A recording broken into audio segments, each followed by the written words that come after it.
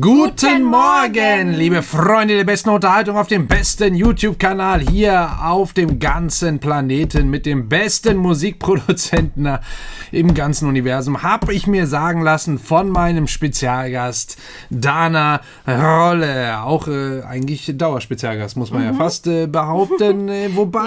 ich finde es sehr nett, dass du mich immer noch als Spezialgast betitelst. Naja, weil ich auch Videos habe, in denen du dann nicht drin sitzt. Deswegen dachte ich, und irgendwie hat sich das so eingebürgert und ich weiß ja nicht. Und es gibt ja tatsächlich auch Gäste hier ab und zu mal. Wir hatten ja gestern erst eine Folge, wo hier 2 Zuschauer waren, der liebe Hendrik und die liebe Verena. Da kommt übrigens auch noch ein Video mit den beiden zusammen, wo wir was super Geiles gemacht haben, und zwar die koreanische Schrift gelernt und beigebracht bekommen. Das wird sehr, sehr interessant, sehr, sehr lustig. Ja. Ich muss das noch zusammenschneiden, das Video. Es wird vielleicht ein bisschen dauern, mal gucken. Aber nicht allzu lang. Ich versuche das die Woche, im Laufe der Woche jetzt noch hinzukriegen, je nachdem, wie die weitere Auftragslage hier aussieht. Ja, ansonsten, ich hoffe, euch geht's gut. Das ist ja dann auch schon wieder mitten in der Woche, würde ich behaupten. Und ja, das Wetter eigentlich noch ganz schön. Hier hat es heute richtig geschüttet in Köln. Ja, richtig Sommer-Wärmegewitter. Ja, aber so hardcore. Aber jetzt auch schon wieder alles trocken, deswegen sehr, sehr geil. Ich hoffe, bei euch war es zumindest schön und bleibt noch ein paar Tage so. Und wir haben uns überlegt, zur Feier des Tages gibt es mal wieder was, schon echt lange her, von Stray Kids, und zwar Elevator hatten wir von den Jungs noch gar nicht mitgenommen, ist auch schon wieder 2 Jahre alt. Wir hatten ja schon ein paar andere Songs abgecheckt, da waren sehr, sehr coole Sachen dabei. Voll. Miro zum Beispiel habe ich immer noch im Kopf. Sehr, sehr fettes Ding auch gewesen. Was war noch? Oh Gott, was war noch? Aber Side Effects war so ein neueres. Ja. Aber Dings war My Pace hatten wir noch. Also Miro war aber sehr, sehr krass. Das war richtig heftig. Das war richtig krass. Gut, gucken wir mal, was Elevator heute so bringt und ja, let's go, oder? Ich bin gespannt. Jetzt.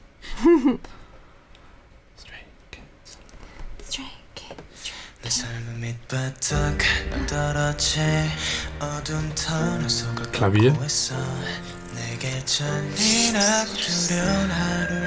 Hier wieder Soundeffekte, die hier die Seiten wechseln von rechts nach links schön. Wie gesagt, guckt die Videos auf jeden Fall mit Kopfhörern. Es müssen nicht diese sein, aber es dürfen gerne diese sein, weil die wirklich unglaublich gut sind. Haben gestern die Gäste auch gesagt, die waren wirklich so, wow, das klingt nochmal komplett anders. Ja, aber eben auf jeden Fall Kopfhörer, damit man auch gerade dieses Rechts-Links-Ding auf jeden Fall mitbekommt, wenn ich das irgendwie besonders betone. What? Das ist ein Reverse. Was sind das für Soundeffekte? Ja, also ich könnte sowas auch. Die sind auf jeden Fall rückwärts hier gesetzt. Das sind so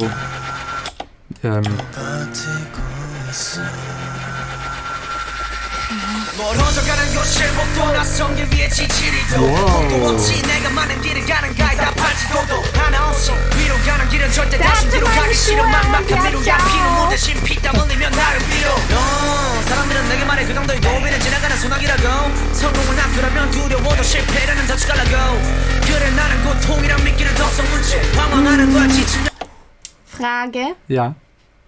Ist dieses Brummende die Bassline? Ja, soll sehr wahrscheinlich die Bassline sein. Fällt halt sehr krass auf und raus, weil die relativ untypisch ist hier als Bassinstrument. Klingt so ein bisschen als wie mit dem Mund gemacht oder so. Ist auf jeden Fall aber ein Synthesizer. Klingt irgendwie... Ich finde die cool. Ich mag auch, dass sie so vom Sound heraussticht, aber ich finde, die könnte unten noch ein bisschen mehr Wumms haben. Weißt du, was ich meine? Genau, das ist nämlich wirklich bassiger klingt. Genau, und das ist auch genau das Problem, wenn man so, deswegen ist es auch so untypisch, wenn man so ein Bassinstrument nimmt, fehlt es dann eben genau meistens da unten rum. Also so ein bisschen dieser Subbass-Bereich ist dann. Außerdem, weil er auch so diesen Staccato-Effekt, dieses Bob, Bob, Bob, Bob, Bob und so weiter hat, ist das nicht so, ja, einfach wirklich nicht so dick. 떨어지 어둠 터널 서울 밟고 있어 내게 잔인하고 두려운 나를 홀로 버티고 있어 손을 밀어도 잔인하고 두려운 나를 Hier sind ja auch so ganz hohe Geräusche drin, so Soundeffekte noch. 잔인하고 두려운 나를 So wie digitales, irgendwie so, weiß ich nicht, so, wie soll man das nennen? Fisseln. Fisseln, ja. Digitales Fisseln. 홀로 버티고 있어 손을 밀어도 날 잡아줄 사람은 아무도 없어 내 아픔 내 눈물을 타고 위로 빠져나가고 있어 I'm on a elevator Oh.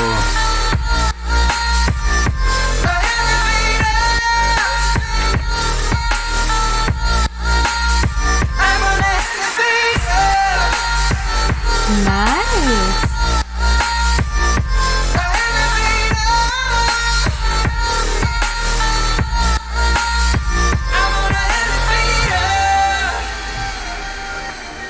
Cool. Also eine Hook, die eher so Vocal Chop lastig ist, ne? Das hat man ja auch eine Zeit lang sehr, sehr viel gehört. Also eben dieses und so, das ist ja eben so ein Vocal Chop. Sprich im Endeffekt ein Vocal, das geschnitten wurde und dann schön bearbeitet, effektiert und dann schön reingemischt in die ganze Sache. Cool. 아무것도 없어 날 위한 속이는 걱정 하나 없이 차가운 말들 뿐 엉터리 꿈은 좀 접어 포기란 말들이 내 길을 따라가며 절망감만 커져가 희망이란 하늘을 주변 사람의 손으로 가린다 나 살려기도 하며 버티고 Ich glaube übrigens, dass sie tatsächlich unter diesem Bassinstrument, was wir gerade besprochen haben, dass da drunter auch noch zusätzlichen Bass läuft. Das müssten, falsches Fenster, das müssten wir aber mal genauer checken. Wo ist denn jetzt das Fenster? Ach so, weil es Vollbild ist. Genau, ich habe hier jetzt einen Equalizer aufgemacht. Jetzt brauche ich das Programm hier nochmal für unten. So. Ich glaube nämlich, dass da tatsächlich noch zusätzlich ein Subbass drunter ist, meine ich gerade rausgehört zu haben. 아무것도 없어 날 위한 속이는 걱정 하나 없이 차가운 말들 뿐 엉터리 꿈은 좀 접어 포기란 말들이 내 길을 따라가며 절망감만 커져가 희망이란 하늘을 주변 사람의 손으로 가린다 나 살려기도 하며 버티고 있어 날 째려보는 차가운 시선들이 실성하지 않은 말을 잘 들어봤자 누군가의 광 Ich finde, dass es jetzt auch ein bisschen voller klingt als vorher, wobei ich den immer noch nicht fett genug finde. Der ist aber auch sehr, sehr tief, muss man sagen. Hier eben zwischen 30 und 50 Hertz. Sogar hier nochmal geht ein bisschen höher, wobei ich glaube, dass der Anteil von das, was man obenrum dieses hört, dieser Anteil ist nicht ganz so tief, der wird wahrscheinlich hier irgendwo sein.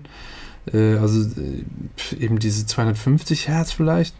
Ist schon sehr speziell auf jeden Fall, aber der ist eigentlich läuft irgendwas tieffrequentes noch unten drunter, jetzt zumindest im zweiten Verse. Im ersten weiß ich nicht, ob es auch noch so war.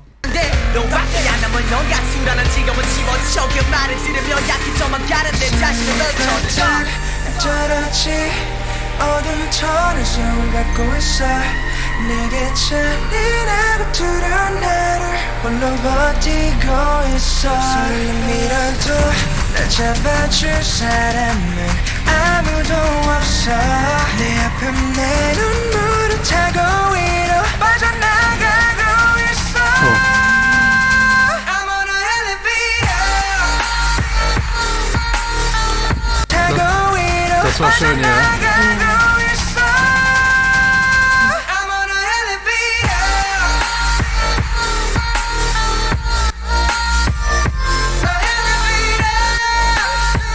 Hey.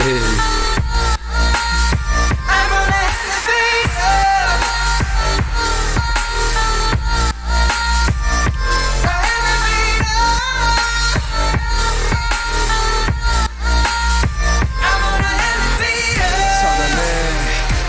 Auch echt ein geiles Wortspiel eigentlich, ne? Mit Elevator und Elevator. Ja, Schon richtig voll cool. gut. Achso, mir fällt gerade auf, dass ich einen Untertitel vergessen habe.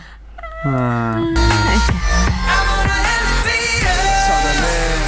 주로는 어디에 어둠 속에 갇혀있던 나를 끌어내 좀 더 빠르게 이것을 run away I'm on the elevator 난 올라갈게 어두웠던 내 과거 탈출해 내 깜깜했던 앞길을 비춰 미쳐버릴 듯 지겨운 시간 잊혀져 버릴 때 이 길을 뛰어 왜는 나도 새로운 시작에 종소리가 울리며 나는 올라탔지 내 손을 작은 펜트하우스로 데려다줄 my elevator Das waren wie so Kirchenglocken, ja.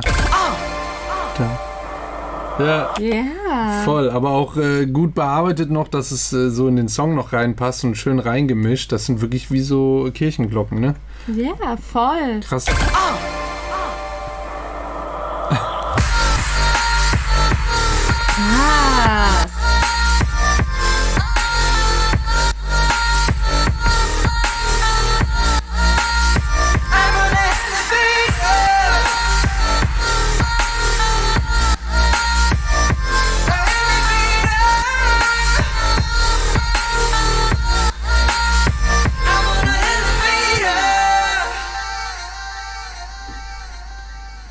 Gucken sie alle nach oben.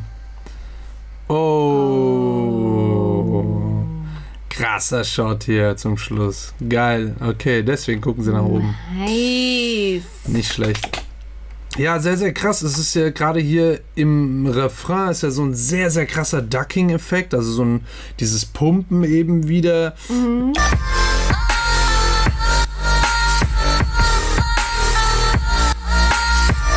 Na, also immer wenn die Kick kommt, beziehungsweise die Bassdrum,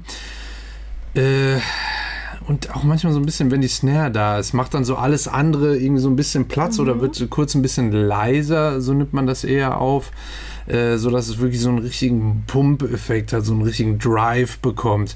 Sonst wird das alles relativ, ja, linear fast klingen, aber so wirkt es halt noch krasser, als es, naja, ist, eigentlich nicht, aber ein bisschen auch schon, weil sowas hübscht das Ganze natürlich nochmal auf. Wenn man das nämlich nicht so mischen bzw. mastern würde, wird das viel langweiliger klingen. Ja, weil es dann durchlaufen würde Genau. zusammen alles, Und die Drums halt dann auch nicht diesen Platz bekommen, dass die dann so fett und so episch klingen. Das bringt auch nichts, wenn man die einfach nur lauter macht, weil nur das lauter machen kommt halt irgendwann an seine Grenzen. Einfach physikalisch gibt es nur eine gewisse Lautstärke, die man da dann erreichen kann.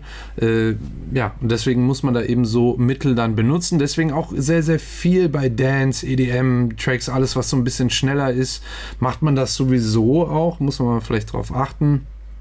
Und aber auch beim Hip-Hop, aber auch sehr gerne, ne? Auch bei den Trap-Sachen, Ja, weil da viel immer im Sub-Bass-Bereich stattfindet und dann die Kick einfach gar keinen Platz mehr hat, weil die Frequenzen sich dann überschneiden, macht man das dann so, dass die Kick quasi jedes Mal, wenn die einsetzt, dass dann der Bass einfach mal kurz, ja, in der Lautstärke kurz gedämpft wird, ja, damit die Kick einfach nochmal schön rauszuhören ist.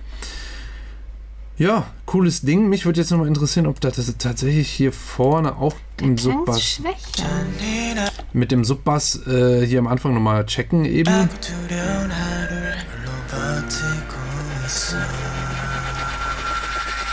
멀어져가는 것을 목도 낯선 길 위에 지치리도 목도 없이 내가 많은 길을 가는 가이다 팔찌고도 하나 없이 위로 가는 길은 절대 다시 뒤로 가기 싫어 막막한 미루야 피눈물 대신 피땀 흘리며 나를 빌어 사람들은 내게 말해 그 정도의 고비는 지나가는 소나기라고 성공을 Also der ist da tatsächlich auch schon drin. Aber ich glaube, vielleicht ist es einfach so, weil das doch eben dieser Synthesizer ist, ne? Und dann man sieht auch, dass es kein relativ, also nicht konstant bleibt unten, sondern die ganze Zeit wie so flackert. Und vielleicht kommt es einem deswegen so vor, dass es untenrum nicht so dick ist. Die zweite Strophe.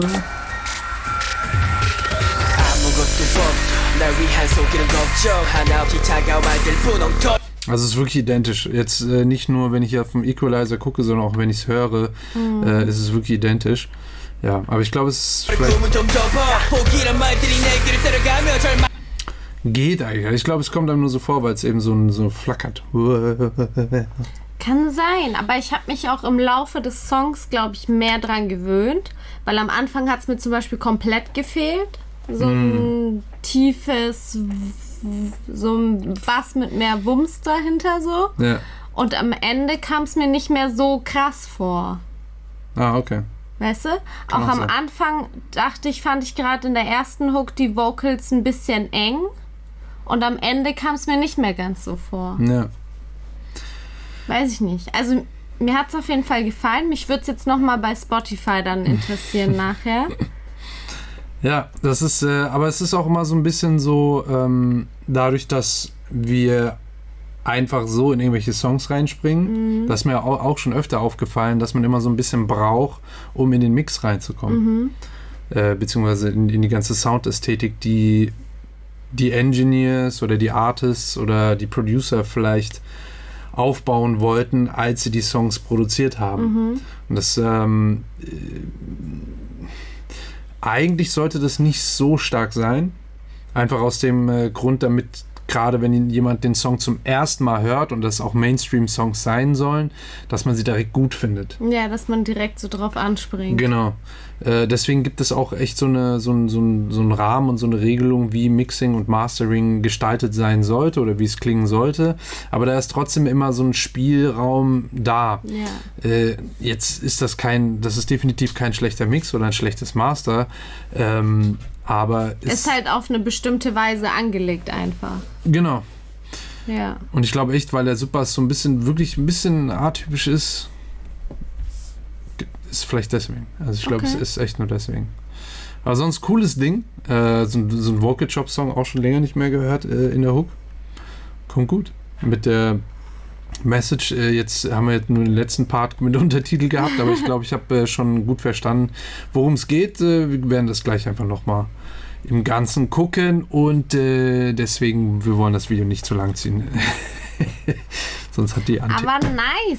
Stray Cooles Kids Ding. ist irgendwie immer so eine sichere Nummer, habe ich das Gefühl. Ja, also Machen schon echt geile Songs. ich erinnere mich nicht mehr genau, aber ich glaube, so richtig enttäuscht wurde ich bisher noch nicht von den Jungs. Nee.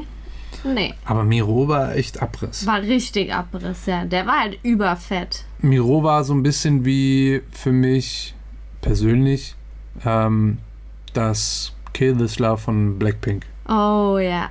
So auf dem Level. Abriss. Also halt von der Gruppe der Abriss-Song, wo so halt gar nichts mehr geht. Auch geil, du hattest ja heute wieder KDA laufen beim Sport. Da dachte ich auch wieder, boah, ey, das ist echt Popstar. Boah, Wahnsinn. Immer noch eine Übernummer einfach. Ja, mega gut. So, ja, okay. Also schöne Nummer, Stray Kids, Elevator. Ich finde das Wortspiel echt nice. Müsste man irgendwie vielleicht mal. Nein. Gut, ich hoffe, ihr habt was gelernt. Falls ja, lasst gerne ein Abo da und nicht vergessen, Glückchen an für den Ehrenmann. That's me, Rahim. Und auch bei Dana vorbeischauen. Sie hat auch noch einen eigenen YouTube-Kanal mit schönen Videos im Bereich Fashion und Beauty und Fashion und Beauty. Mobs. Und Mobs. Den hört man manchmal schnarchen in den Videos. Deswegen lohnt es sich definitiv vorbeizuschauen. Heute liegt er hinten und versteckt sich in seinem Bettchen und schläft. Zum Glück War schon so spät. kein Hintergrundschnarchen Kein in diesem Hintergrundschnarchen. Video. Gut, bis zum nächsten Video würde ich sagen und tschüss.